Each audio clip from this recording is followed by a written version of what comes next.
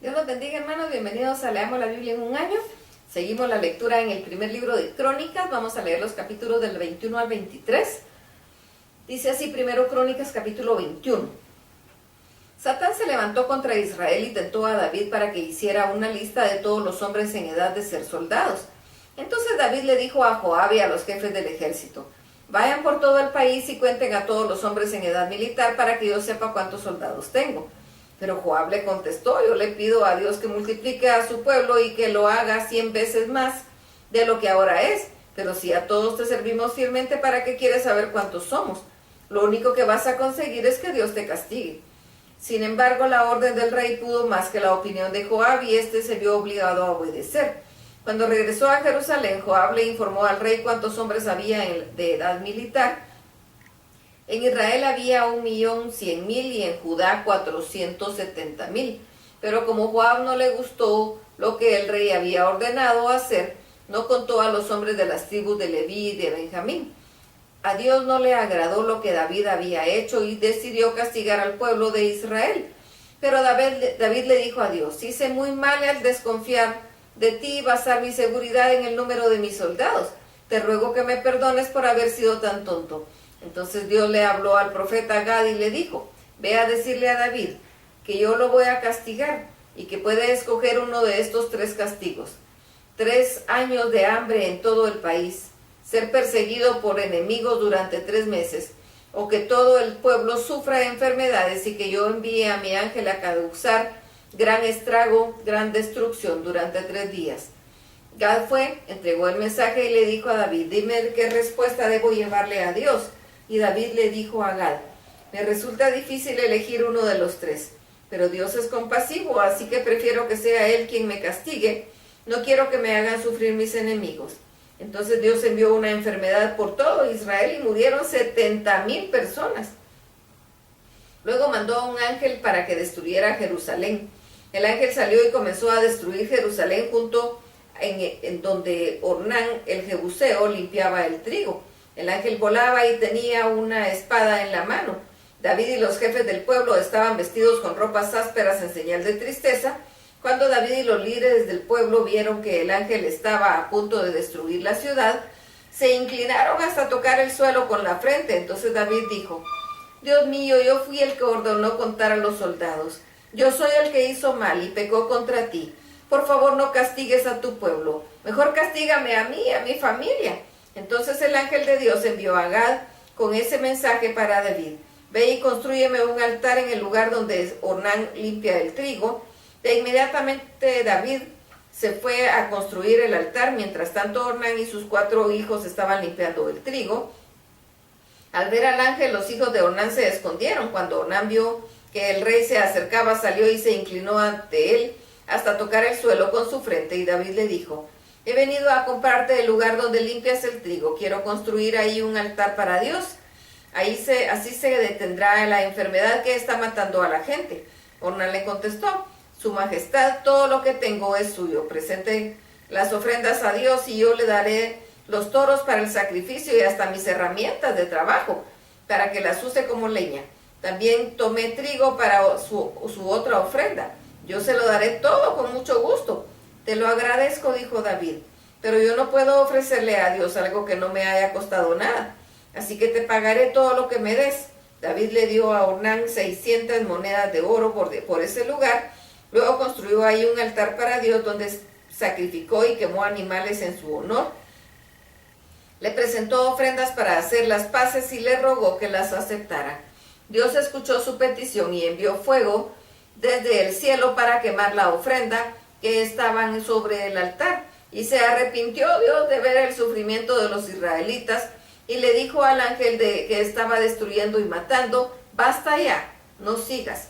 Entonces el ángel guardó su espada. En esos días el santuario y el altar de los sacrificios que Moisés había hecho para Dios en el desierto estaban en Gabaón. Cuando David se dio cuenta que Dios había escuchado su oración, le presentó más ofrendas en el lugar que había comprado a Ornán el Jebuseo. No quiso ir a Gabaón para conocer la voluntad de Dios, pues le daba miedo encontrarse con el ángel.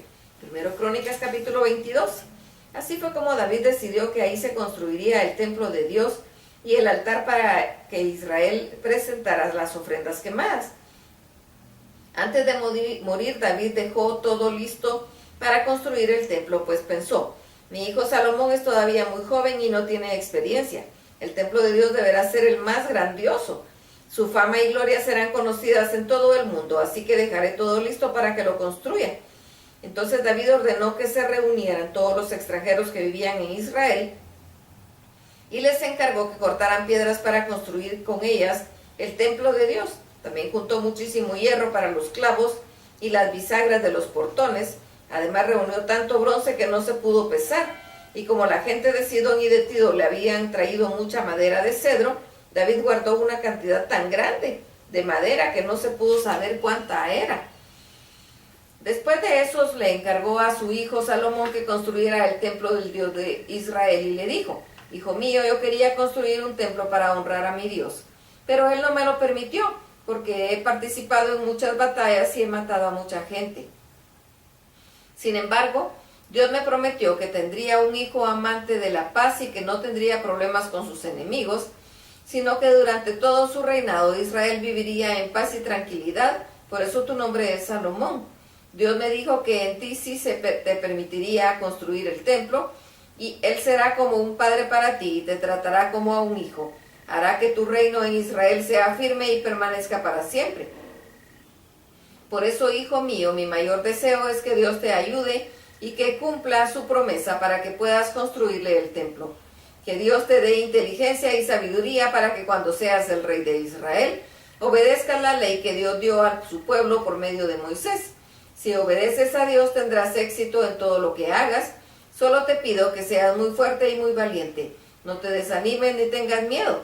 Mira, con muchos sacrificios he podido juntar esto para el templo de Dios: 3.300 toneladas de oro, 33.000 toneladas de plata y una cantidad tan grande de bronce y de hierro que ni siquiera se puede pesar.